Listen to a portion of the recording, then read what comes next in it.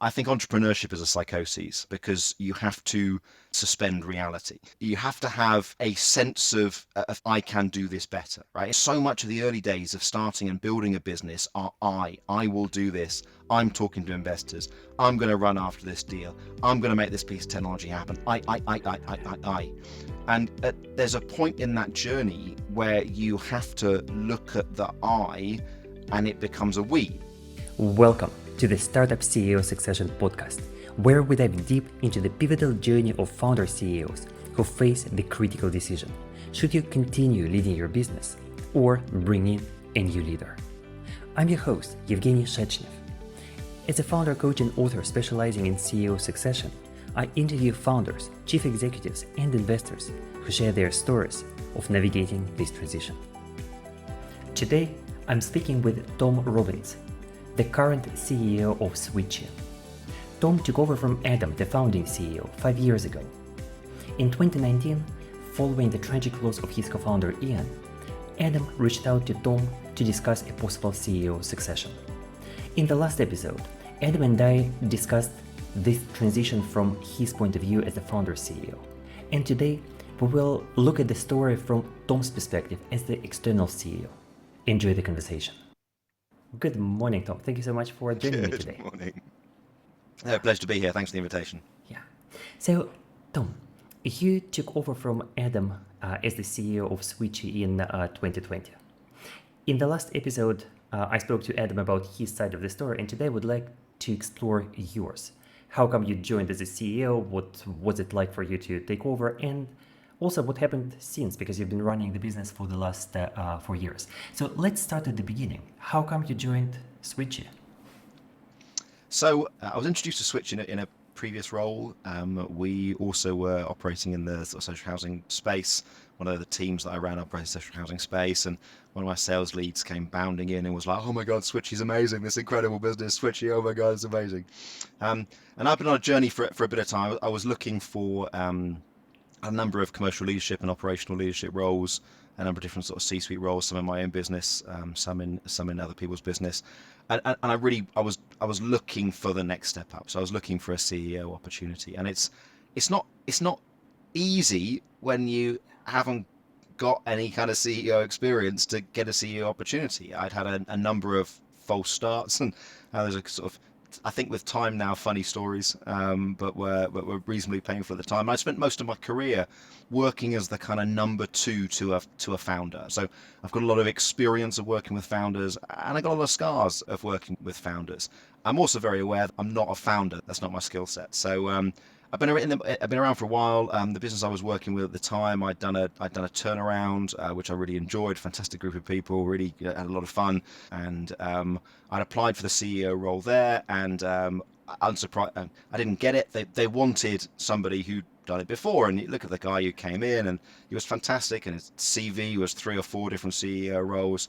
And I just was like, I need a break at some point, and it started getting. You start really sort of doubting yourself. I'd done a sort of 1 year turnaround with this place. I can't just keep chopping and changing. So I was just sort of looking around in the market, and actually Switchee put out into the market a COO role, Chief Operating Officer role. And I'd heard really great things about Switchee from my team, had a little dig around, looked like a really interesting kind of group of people. And I've done a COO role in the past. I definitely was looking for something new. And so I just applied. The application process was brilliant. There was loads of feedback. And then I got an email through from Adam. And so he dropped me an email and he said, "Hey, look, love your CV. This is really exciting. Just to let you know, we're pitching this role at this kind of a price point and this kind of a level of experience." I said, "Look, well, look, and the reality is I've got a lot more than that, and I'm more expensive than that. So it's just probably not going to work out." And so he was like, "Yeah, cool, no worries. Yeah, no, totally understand. Thank you so much for applying." He's really, really lovely sort of about the whole thing. And then he dropped me an email, and he was like, "Look, I've been doing some thinking. I'm thinking about moving on as CEO. Would you be interested?" You're like, so yeah, right. um, Absolutely. It's sort of the phone call you're sitting there waiting for it at some point. And you're like, yeah, that would be great. I'm pretty keen for that. And then second question is, sort of what, right? What actually is it? What are we doing? What are we talking about here? And so Adam and I, we met for a drink near where their office was. At that point in the time, he put 5 years into the business and had dragged it from an idea on a bar mat through a bunch of interesting relationships with other founders, through a range of investment rounds, through a hell of amount of grant funding. But it was so close to going. But there's so many businesses that die being so close to going, right? He wasn't the guy that was going to stitch these pieces together and make it fly. That's the big learning point. So many of the founders that I've worked with over the years have never come to that conclusion and have burnt themselves out trying to, and have done irreparable damage to their families and their relationships because they've just gone, I can do this better. I think entrepreneurship is a psychosis because in order to do it, you have to a point suspend reality. Right? And you have to have a sense of perspective on something. And one of those important senses of perspective on something is, I can do this better, right? It's a fundamental requirement to starting a business, is looking at a problem and going, I can do this better. And so much of the early days of starting and building a business are I will do this. I'm talking to investors. I'm going to run after this deal. I'm going to make this piece of technology happen. I. And there's a point in that journey where you have to look at the I and it becomes a we. The business isn't about you as an individual. It becomes about a collective group of people. And that awareness, that kind of ability to take a step back, that perspective to appreciate your own strengths, I think is largely at odds with being a founder. Right?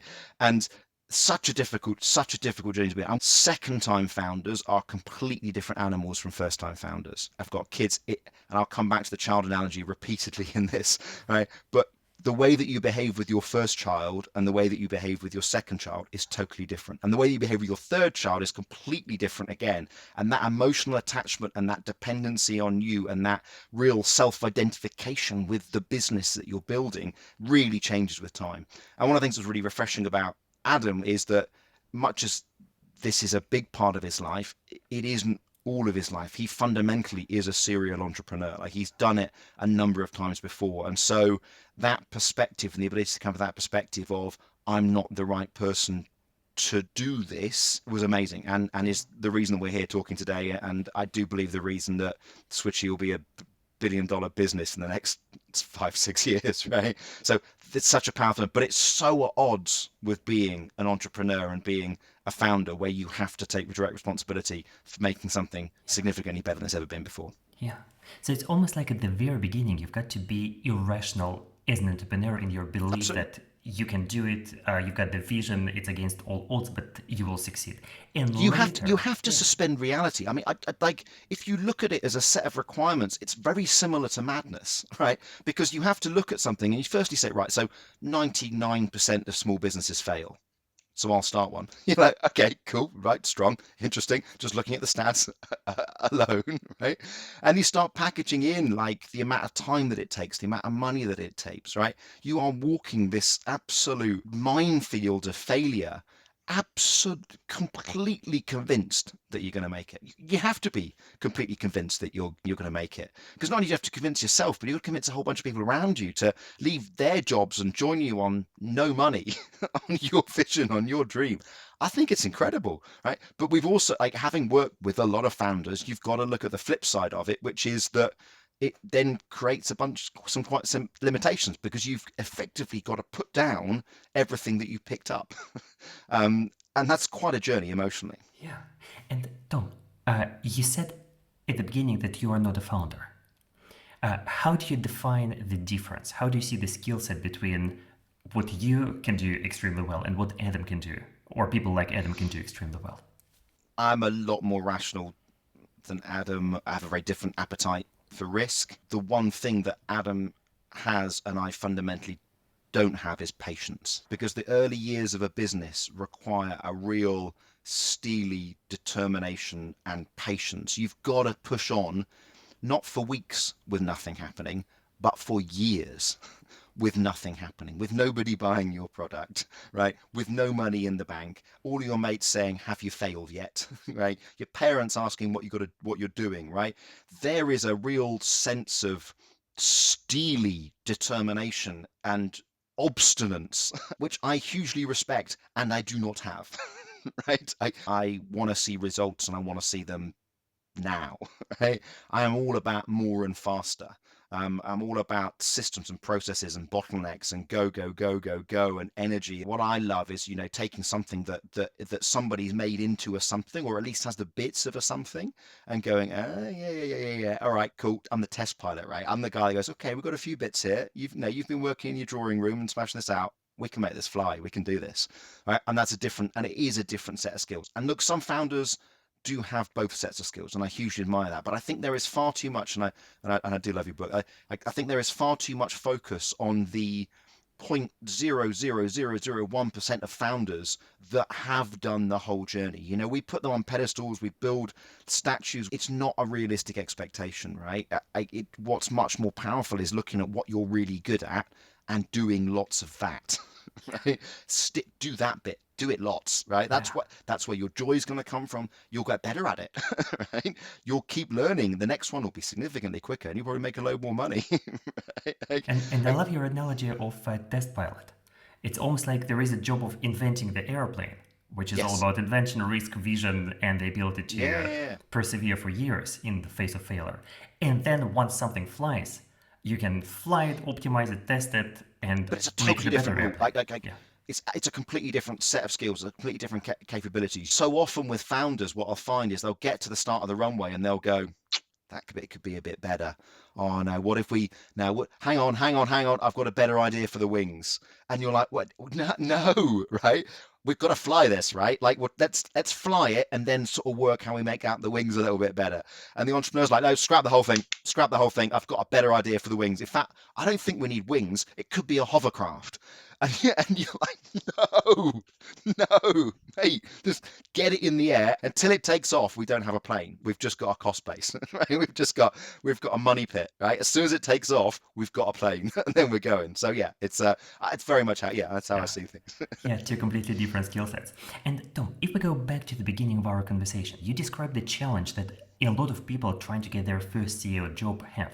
They've got the skills like you have. You were number two to the CEO in many companies. You've seen scaling challenges. You led a turnaround, so you knew you could do the job. But getting that first CEO job was a real challenge. I've just got to correct you on that. I wanted to do the job, and I thought I could do the job. That's actually, I found on the journey of the last 4 years, actually quite different from being able to do the job, because in all these things, like, you don't know what the job is until you turn up and actually do it. And there's this kind of funny kind of mashup, because I've met a lot of founders that are looking for somebody to come and lead and run their business for them. And I met a lot of people that have said, oh, I'm just looking for that first gig. I'm looking for that first opportunity. And particularly on the commercial side, it's difficult. But on the other hand, people do want commercial CEOs, right? They want CEOs to be strategic. They want to have that understanding of the go-to-market. It definitely is a challenge. Not everyone can have experience, right? You've got to find a point at which some people get experience. And let's go back to that moment in 2019 when you and Adam met at King's Cross, and you had the first conversation around, okay, I'm looking to step down. Maybe you could be the new CEO. What happened next? But then we started dating, basically, because we went on a number of dates. We had a bunch of dinners together. We spent some time in his office, in the Switchee office, getting a feel for it. And then some of the other people in the team had been told something else. You're sort of tiptoeing around, right? Because it's such a big thing. When the founder goes, I mean, the first question for the team is like, do you not believe in this business anymore? Do you not believe in us, right? It's pretty personal. Most of the team that were there when I joined had been there since the beginning. We had employees number 3, 4, 5, 6, 7 sitting at desks. That was pretty personal. And then there was the question of, why didn't you pick one of us? We've put the years in. We know the business. And then I have to say, this is both valid and difficult, is, Adam, you, Oxbridge, white man have turned up with another Oxbridge white man. Like, am I ever going to get an opportunity here? Are we crushing any concept or belief in diversity and opportunities from within by this person coming on board, right? The energy and the intensity and all of that is pretty heavy. Not to mention there wasn't any cash in the bank. So you start digging into it. It's like, have you sold a lot? Yeah, not really. Right? Any big customers in the pipeline? Yeah, not really. You got any cash? Yeah, not really. What's your burn rate? Ooh, okay. You just think, it's like, there's a bit, yeah, you take these big leaps, right? And my ego or my desire was pretty hell bent. I just really believed that Switchee has the right thing in the right place, and the last component is time. So my conversation with Adam really was, look, I believe in this product, I believe in this thing. I think you have got the right, it might not be perfect, but it's enough. And then it was about, do we have enough money to get to a place in time? And we're very, I say, lucky, and it was one of those sort of points of absolute madness. There was a fundraising process. I wasn't in the business, and so I was able to help Adam negotiate that money coming into the business. I effectively operated as an external negotiation advisor, and that got the money in. So I was like, right, cool. We've got something that's going to fly. We've got a decent group of people here. We've got enough money. I'll have a run at it. Let's see what we can do. Like, if it doesn't work out, it was probably going to go pop anyway. And if it does work out, then winner, So that element of risk appetite, I'm very comfortable with. If somebody's like, hey, start a business and in 4 to 6 years it might be useful. No, I was like, in a year, we will know if we're flying or not, right? We'll know if this is going to go. And I'll give it a year and let's have some fun. And it's interesting here that the recruitment process was not a standard define the specification, write the job spec, reach out to a recruiter, create the process, take candidates through it. It was very much the founder acting on the intuition that you would be the right person, and then, as you said, started dating, going to dinners and getting to know each other until both of you had a good degree of conviction that there is a good match. That's all Adam. That's your other podcast. What in his gut instinct made him do what he did? I genuinely don't know. I will be forever grateful. It was my break. It was my opportunity. I seized it and have subsequently run with it. But, whatever that gut instinct was, I'm forever grateful. When I come on board the business, Adam and I spent a lot of time negotiating how I was going to be bought in to the business. So there was a real concern about, and this kind of concept of skin in the game. And it comes back to, again, this founder. I just want to emphasize it, because I think it's this advice to founders piece, and is that you are looking for somebody to share your pain. You are looking for somebody to share the 5 years that you've put into it. How are they going to do that? Are they going to give you some money? You want to see them. It sounds ridiculous, but it's also true, right? You want to see them suffer as you have suffered, and then they can be a peer to you and to take your baby, right? Then you have seen in their eyes that they can do that, right? Like, Adam and I had debate after debate. Like, was I going to cough up hundreds of thousands of pounds to buy into this business? Was I going to take zero salary for a long period of time? Was I like, how did he know that I was going to commit to the 5 years? I held my guns and said, no, I know my worth. This is how much I cost. This is what I'm going to do. Right? If you want this, you're going to pay this, right?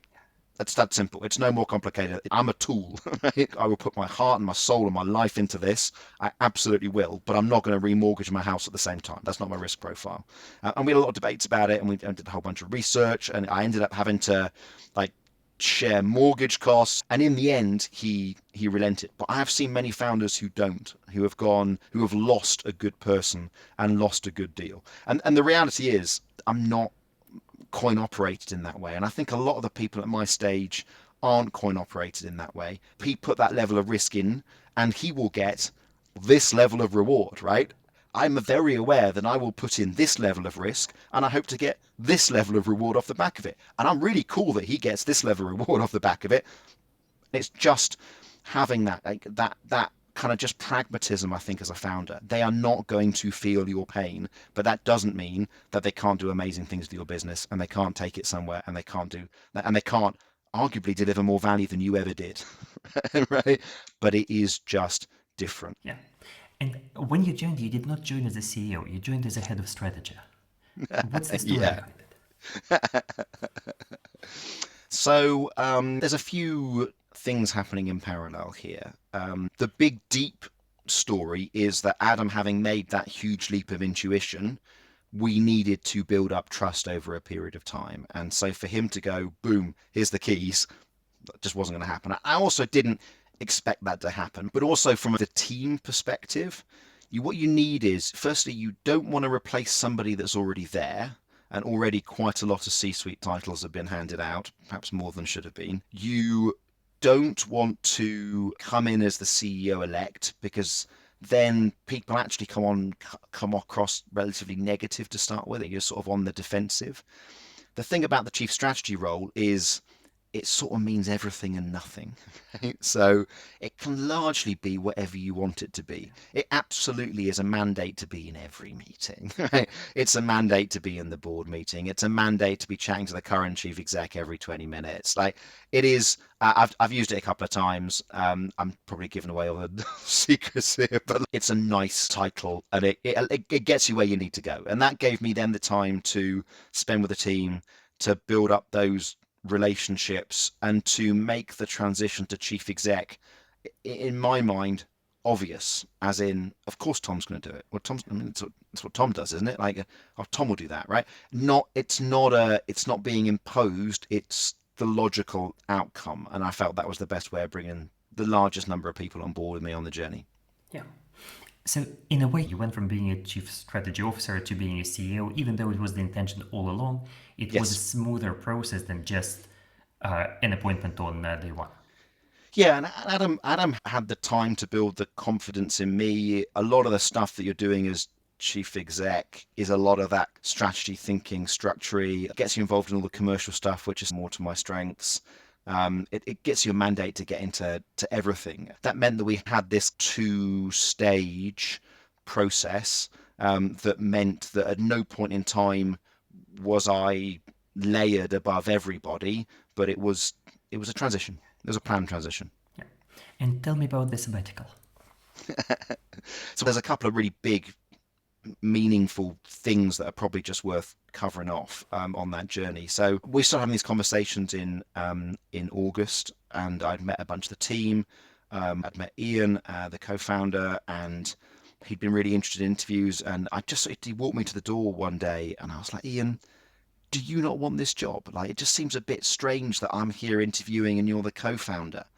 And no, he shook my hand and looked me in the eye and said, no, I want to learn. I want to support us. Like, great. And then really, very sadly, I mean, Adam and I have been exchanging WhatsApps pretty much every day on stuff, particularly the fundraising round. And I went quiet for a few days, and I dropped him a note and was like, hey, everything okay? Yeah, I was okay, cool. And Tom with the really sad news that Ian had taken his life. And to be, not just to fair to Adam, but to really celebrate Adam, like, Adam in that call also said, but I want to keep moving this forward, right? He was a real clear kind of, don't run off anywhere. Like, this is still going to happen, but I'm just going to need a bit of space and time. And then the way Adam handled that with the business was phenomenal. And I learned a lot from that. He was absolutely amazing and really kept that business together and going and moving forward through very dark days. So we pushed on, we agreed terms. I met with board members, met with the incoming investors. Everyone got comfortable. I joined, quit my job. I had to work out 3-month notice period, joined in March. And pretty much the next day lockdown started. So we then had another pretty interesting situation. So it's like, can the CEO start stepping back? No, the co-founder's just taken his life. Okay, we get to March time. Can the CEO start stepping back? No, we're just gone into the COVID pandemic. And actually we hadn't actually didn't have the money in the bank account to pay for me the day I started. It was due to come in on the Wednesday. Everything was due to be signed. Lockdown on the Tuesday. Emergency ICs. Like, can we still do this deal? We still do this deal. Another 2.5 weeks before the money arrived in the account to pay me. So I do have a risk appetite. I just don't have any patience. So that was pretty emotional. We had an emotional journey then. But then, through COVID, can Adam take a step back? New investors on board? No, he can't.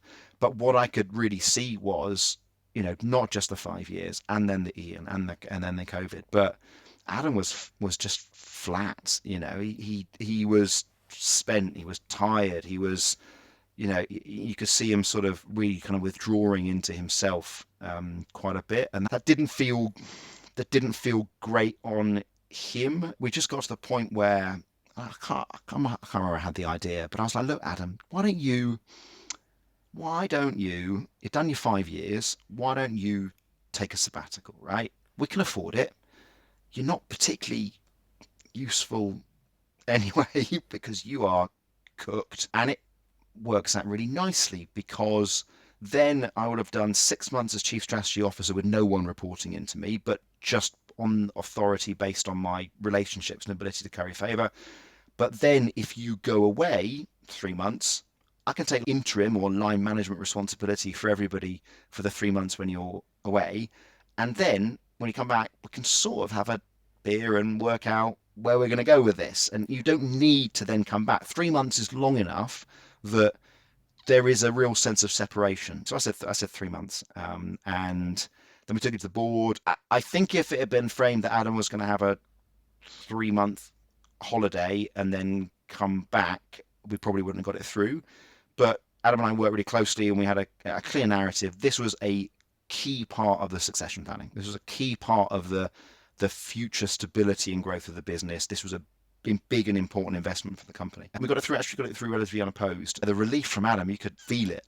And it's interesting, I'm coming up to 5 years in the business now, and it's a slog. It's a long time. And so off he went. And he and I had a call every Thursday, 10 o'clock in the morning. And after I think it was about 4 or 5 weeks, he started forgetting about them.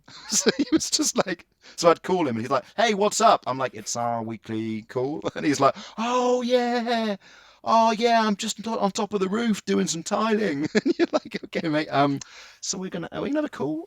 Right? But things have gone pretty well in his absence. Everyone was reasonably happy. And so when he came back, it was then decided that I'd take over Chief Exec. It was important to me that we weren't making a special set of rules for Adam only. That always feels a bit, I don't like that in a business. Like there are some special things that a founder gets. So what we agreed was that, well, if Adam can take 3 months off fully paid after 5 years, we'll write it as a company policy. So everybody, once they've served 5 years with Switchee, gets a paid 3-month sabbatical. And we've got people doing them now. I think we've got one guy just came back last week. We've got another guy away at the moment. We've got another guy going away. It's awesome, right? It's a net learning for the business. It's a benefit. For people that have been there for 5 years, it can be a bit scary, but we found it really positive because it means that the rest of the business needs to be able to do what they do, and not because they're going to go anywhere, but just it's healthy, right? That you've got that resilience, and we've had to put in a bunch of systems and processes for everyone that's gone away, and it's been a really powerful learning. But they, after 5 years, have gone and spent. One of the guys that came back last week did a month in Japan, and then 6 weeks driving around the US, and those are making moments that you'll never forget. And ultimately, and I'm really proud to say, those are Switchee moments, right? Those are not like we'll always have a stamp on that moment, because most of the time you have to change jobs to do that, or and I'm just really proud that we're doing it. People taking advantage of it, and it all is because it was the right thing to do for Adam. And if it's the right thing to do for Adam, it's probably the right thing to do for a bunch of other people as well. And so that's why we've done it. And I can't help but ask, what are your plans when you get to 5 years? Adam's really pushing me on this, and I just I can't see me. I just can't see me doing it just yet. So there's still a debate to be had. Still a debate to be had. I'm a bit too raring to go at the moment. Well, fair enough. Chief Exec is in a special position. Tom, what was it like for you to take over a team of former peers? Because you went from a peer relationship to the rest of the senior team reporting into you when Adam went on the sabbatical. The reality is I didn't, right? So the reality is I knew I was coming in as Chief Exec, and I was happy to play along, but those were always very difficult days in the early days of relationship. I was very lucky in the early part of my career to work in consultancy, and what I love about working in consultancy is that you have no authority, and you have no line management or control. You have to be able to do everything on the basis of persuasion, influence, having the best idea, force of personality at times, but largely you've got to bring people with you to go where you need to go. And so those first few months, I didn't have any authority over anyone, but I definitely had a pretty strong kit bag of things were going to go in a particular direction. And a lot of that's just about asking questions that should have been asked, questions that hadn't been asked. And as any consulting business, or when you go in to do a gig, or when you come in and join any business, the chance of the right idea not existing in the business is pretty rare. Like most of the time, someone's had the right idea, but for whatever reason, it hasn't been focused on, amplified, like supported. And so when you come in, you don't have to bring the ideas, you just have to find where they are and then create a space for them. And then they largely sort themselves out. I think one of the challenges when I first joined Switchee is that nobody had made a decision for quite a long time. And that was causing a lot of resentment and burning a lot of energy because, as well as not saying yes to stuff, nobody had said no to stuff either. Those early few months were just spent shooting the elephant in the room. Like it was just not letting people leave a meeting until we'd agreed what the decision was. And because you were the person that facilitated the decision, you effectively had that brought a sense of authority. All the answers were there. People knew what they needed to do. Just somebody had to go, yeah, do it. Oh, okay, great. Crack on and do it. Okay, brilliant, brilliant. Now, we all know this is a bad idea, right? Everyone's like, yeah, it's not going to work. Okay, cool. Should we just stop then? Yeah, that'd be great. Yeah, yeah, okay. Cool, cool. Right. Well, let's stop. Right. And again, you've created that perspective and authority. So yeah, early days for me was not a lot of telling anyone to do anything. What it was sort of just weeding through all the stuff that was going on and stopping the stuff we didn't want to do and starting the stuff and really accentuating the stuff we did want to do. So, in a way, you focused on delivering results, building relationships, and making sure that you earn the trust of the senior team and the rest of the organization, Yes. instead of leveraging your title and saying, I'm the new CEO and that's why I'm going to tell you what to do. I personally don't think that works. That's not how I do stuff. Being directive is a bit like when someone throws a punch. By the time you've got to that point, I think you've lost. If you need to get to a place where you tell people what to do, I think you've gone a long, long, long, long way wrong, both in terms of the people and the culture and the decision making and everything else, right? So that's not how I like to operate. I really want to create a space where people are bringing it, and then we're working together to make decisions and pick stuff out and run with stuff. Like you said, in January 2021, Adam came back from his sabbatical, and you decided to. You both decided that it worked out well. You were promoted to the CEO, but Adam did not leave the organization. He stayed around as an executive chairman. Yeah. How did your relationship evolve over time? Yeah. So the executive chairman thing was a bit of an interesting debate, actually, and I rolled on it, and I don't think it's been a problem long term, but I did roll on it. The board's perspective very much was that Adam would come back and I would be a peer into the board. So Adam and I would work together, but I was the chief exec and I was gonna run the business. The Series A round that we did was going to require a founder voice. So in the very early days, it's all dream, and at the very late days, it's all numbers, and like nobody cares about the dream. In the early days, no one really cares about the numbers. It's like a one-side spreadsheet. As long as the spreadsheet exists and someone follows the dream, great, right? And that's quite a painful journey, and I'm on that painful journey all the time. People are like, yes, Tom, that's a wonderful dream, but how are your numbers, right? You do it, you go on that, right? And ultimately, you're going to sell the business or wherever it goes, whether fundraise or whatever, like IPO or whatever it goes, it's going to be done on the numbers, right? And people are going to be like, I don't even know what Switchee does, but I know I can make this return over this time period. And you're like, everything, all the hopes and dreams I put into this. So anyway, that founder journey is quite important. That founder role is quite important. And my belief was that if Adam was out or was leaving at Series A, that would be really bad for our fundraising, for the story. And so my sort of conversation with him was, look, the next phase is us together doing this. The next fundraise is us together. I'll sort the business out. I'll get the numbers. I'll sort the flight plans. I need you then to go and do the thing that only a founder can do at that scale. So in a way, you are describing a transition between your roles that's been happening over the years. At first, Yes. there was a trial period of head of strategy where you got to know each other and got to trust each other. But then you continue to separate your roles, with you focusing on the numbers, Adam focusing on the story, and working together Yes. to complement each other's skill set as Yeah. the company kept growing. Look, and that's worked for that has really worked for us. There's not many other people I've met over the years that I could have done that with. I'm a big Adam fan. I think, we've had our highs and our lows and heavy discussions at times as we've been on this journey, but largely that has worked for us. I think as a leader, what you're always looking is you're looking at what's in my toolbox, what's in my team, what are the capabilities that I have to apply to the problem, and I want to apply my best capabilities to my biggest problem. And we have problems in the business that are Adam shaped, right? And we've had a couple of problems over the last year, and I think I expect to have a couple more problems over the next year. And it's a real privilege to be able to apply Adam to those problems. And Adam's not, there's no ego there. It's not like, oh, it's too small a problem for me. It's like, oh, that looks like fun. Yeah, great. I want to be helpful, I want to be useful, love this business. So it is quite a unique relationship that we've built over time. And it's constantly evolving. It is, yeah, it works. And there is a common trap that sometimes founders and new CEOs fall into at this stage. When the founder hangs around, they start undermining the new CEO, and the team gets confused about who's in charge, who they should listen to. And it looks like you avoided all of this.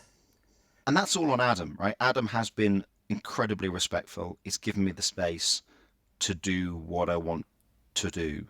I think over the 5 years, there's twice where he's done things, and I do genuinely believe unintentionally, that have undermined me. And I've had a pretty direct word afterwards that is like, you don't do that. Right? It's not, no. And he's never done it again, right? And that has worked.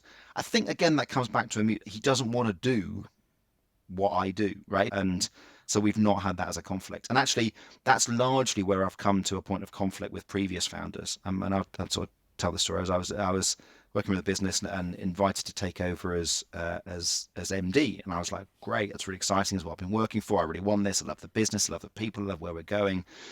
And the founders had sort of written out what they saw the role being, and in summary, it was they came in on a Thursday for a couple of hours, made all the decisions, and then went home again. And I was like, well, I mean,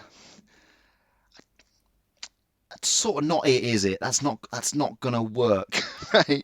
You either give me the keys or you don't. Like, if you don't like what I'm doing, you still have the right to take the keys off me, right? You can do something else, but you can't come in every week and reset the sat nav. Like, I just can't work. That's not how it works. And culturally, that's a problem if I get undermined regularly, and like, it just doesn't work. So you have to have that separation and respect that separation.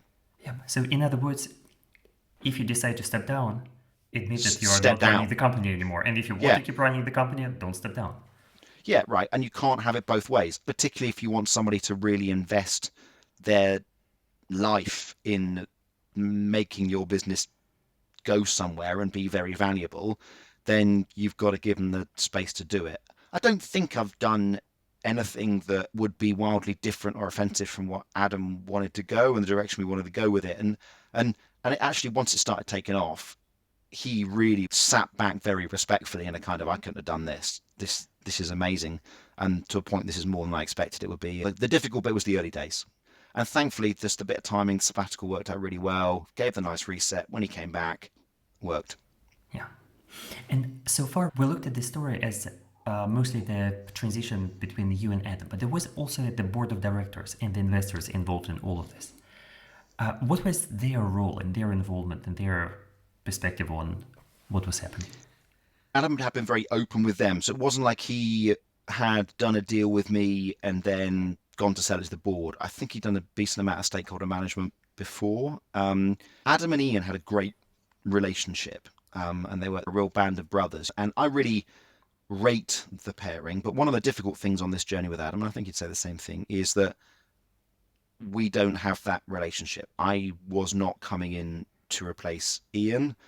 I was coming in to run the business and do it my way. I think he found that pretty tough because I think he was expecting like a daily phone call of chewing stuff around and how do we go with this? Do we go left? Do we go right? I'm not sure about this person. I think what he pitched the board was that he wanted to find another partner on that journey. He wanted to find somebody else to come in. And then when he introduced me, I think the board members saw that probably wasn't going to work out that way. They then had to make a decision. I think their decision is like, do we back Tom as a horse, right? Can we move to this? And I think they saw Adam was pretty run down and needed some support and had a tough time. Again, just 5 years of slog, plus the death of a founder, plus COVID. I mean, that's horrific. It's just to have that on anyone's shoulders is absolutely horrific. And so I did a bit of stakeholder management and met with directors and met with investors, and largely that was very positive. I mean, it also helped. I think I've done a lot of board level stuff, and so I was able to turn up at the first board meetings and go, cool, I don't know what you've had in the past, which I think would have been like 7 slides.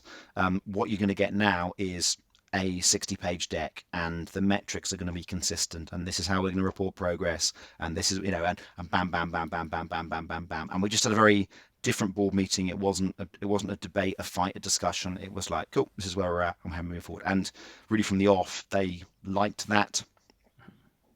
That worked well for them, worked well for me, and we sort of motored forwards. Adam wasn't fighting anything. He was well supported in the journey. Yeah. So from the very beginning, you focused on establishing a good relationship with 3 different groups: senior people in the team, your future reports, the board, and of course Adam himself as the founder. Yeah, I didn't get all of those right, and also those are relationships on different durations. Very few of the people that were in Switchee when I joined are there now. I mean, again, there was, it's a horses for courses. It's a right sets of skills for particular parts of the journey. And so if anything, the relationships I built in the early days, unfortunately, were going to be transient, right? The relationship with the board was probably medium duration. And the relationship with Adam was probably the longest of them all, because I suppose I had a bit of a belief that if we can make this work as a little team, you go and found interesting businesses and I'll get them flying, we could do this, right? This could be fun. Right? So I really saw that in Adam, that opportunity to rinse and repeat on this kind of experience. So they absolutely were. They were key relationships throughout. Yeah. And what was your experience around stepping into the CEO role, inheriting a team of senior people that Adam has built, knowing that you've got to earn their trust, get their support to get stuff done, but also knowing that these relationships are quite likely, in some cases at least, will be transient because the company will continue to evolve? That was interesting and difficult. There were some real pockets of pain in the business that hadn't been addressed for a long time. There are some pockets that really should have been addressed and engaged with. One of the things I like to be really clear on is, like, we do what we say we're going to do, right? If you say you're going to do something by a certain time, you're sort of going to do it. And it was perfectly reasonable that anyone else in the business, me or anyone, says, have you done it yet? Right? That's not crazy. But actually, culturally, that was quite a different place from where we were. And very quickly, a few people didn't like that. And it might have been me, it might have been a whole bunch of reasons, but I don't have any flexibility on that policy. And very quickly, a couple of people found other jobs relatively quickly off the back of that. We also had to really set a culture for the way that we were going to work and the way that we were going to work together. And one member of the team was insistent that his department was different. They were different types of people. They didn't need to take part in the broader culture of the business. They could excuse themselves from everything. And that was tough, but I just said, no, just no, I can't have a two-speed bicycle culture here. There is one culture. And he very politely left the building the next day. And everyone that's laid that argument on me for a number of different reasons has left pretty shortly afterwards. And Tom, what advice do you have for people like you, or like you 5 years ago, who are looking to get their first CEO job, who have the skill set and the ambition and the desire to do this, and they're looking to do what you've done? I find this really hard because it's very difficult for me to point at anything but luck. That said, I had at least 4 runs at this in various different roles where I was looking to step up, or a conversation about step up had been had, and either somebody else got picked, or the founder actually, when it came to the crunch of stepping back, didn't want to step back and wanted to stay involved. And so to a point, it is a bit of a numbers game. And it's so weird. I look back on my CV, and there was a number of different little 2-year sprints of doing stuff. I think I just had to run at it a bunch of times. One thing I would say to people is about qualifying your founder. Right? And it can seem weird to ask the questions in the first round of interview, but if in the first round and the first conversation, they're not talking about stepping back, you're probably a year away from having that conversation. Okay? And then you're a year away from them actually doing it. And that's been my kind of 2-year journey. I've had a number of 2-year journeys. And should I have just hung tight and qualified for my Adam? Qualified for the person that said in the first conversation, I am looking at stepping back. I am looking at your CV and you could do it. Do you want to do it? And even then, I was a year from it happening. So I think there's a bit of a just qualify your founders, with a real bias towards not first-time founders. Second and third and fourth, once they've done it, once they've stepped away once, then their ability, that kind of muscle ability to step away, is materially different. Yeah. So even when the founder is ready to say in the first conversation they intend to step down, it can still take a year and a half, 2 years. It's going to be even then. Now, there may be some founders that are like, cool, in which case, take the keys up. You find me in Marbella, right? I've got a number of friends that have been on a similar under founder stepping in kind of journey. And in every case, from the point at which it was absolutely definite it was going to happen, it was still a year from happening. Yeah. Oh, in my own case, it took 14 months to the day between the first conversation when I said we should start looking for a new CEO to me actually stepping down and giving up my title. I mean, give or take a couple of months, 12 months. Exactly. So, Tom, and if you think about people like Adam, again, 5 years ago, they're running their business, they're maybe a few years in, they're quite tired or something else is happening, and they're thinking about bringing in someone new. What would you like to tell them? I think there's a message of hope here.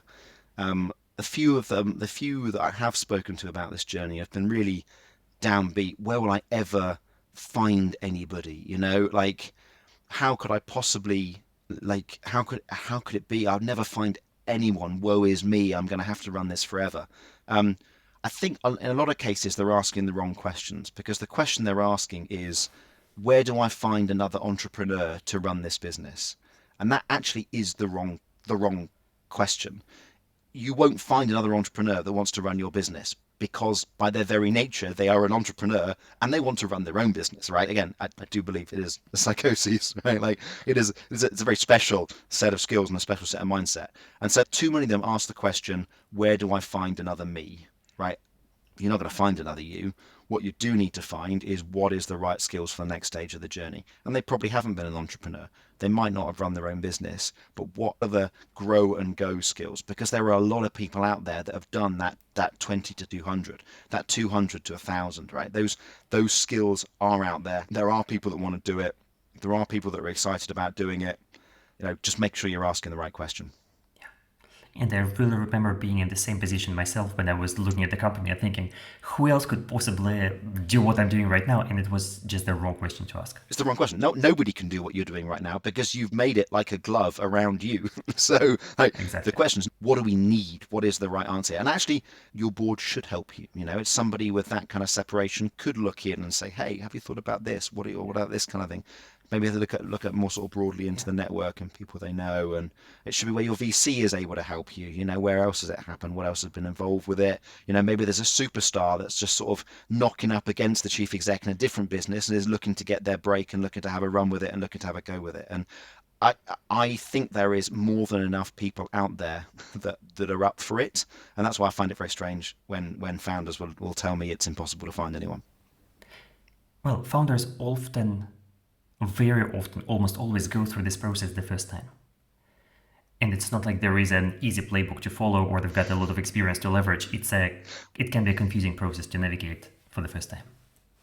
Yeah, I'm going to come back to my baby analogy on this one. So I think when I first got in and around founders, my expectation was that a relationship with a founder would be like a marriage. It would be a commitment. We would turn to each other. It would be a partnership. But actually, it's not. Like, a business is more like having a baby. It is a personification of you. It is all of your hopes and dreams and aspirations in this living, breathing thing. Like, a marriage doesn't come anywhere close to the emotional commitment that you have. What you are doing here is you are taking somebody's baby for adoption. And you need to go on an emotional journey as if you are taking over their baby for adoption. And the more you treat it like that, the more likely you can get a good outcome. Yeah, that's a great metaphor. And what about the board? What advice do you have for boards of startups where a CEO succession might be taking place? Boards are the most pragmatic about this because it's not their baby, right? They've got a bunch of babies. They've seen a whole bunch of other babies before. I'm yet to see a founder that when they've said, hey, I've done 5 years, I've done 10 years, we're doing all right, we're going in the right place. I don't think I've got the right set of skills for the next stage of the journey. I think every board goes, I think they all breathe a big sigh of relief and go, great, we've got to that stage. That's really exciting. We've got to that level of maturity.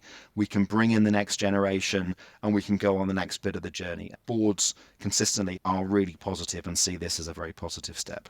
Yeah, indeed. That's also been my experience. And Tom, is there anything else you would like to add before we wrap up today? Again, thank you to Adam for the opportunity. We've had some difficult conversations over the years, but I've felt very supported and given the space I needed to do what I do. A lot of that has been a learning journey, but the net result out of that learning journey is looking pretty good, and I expect at some point in the future, probably not Adam, but the board, I'll get a tap on the shoulder and sorry, Tom, you run out of talent, time for the next legs. And maybe that'd be cool, and that'll be cool too, right? And I'll go and do what I do somewhere else. But it's been an amazing journey, and you never forget your first. And this very much has been my first, and I think Adam is a real role model for creating the space, and I'll forever be grateful. Cool. Thank you so much for our conversation today. I really enjoyed it, and I know it will be so useful to many other founders and CEOs out there. No worries. Thanks for the invitation. And I think the weirdness of this kind of like founders can't ever talk about exiting is that it's actually nowhere near as problem at a board level, and it's nowhere near as problem at a VC level as you perceive it to be as a founder.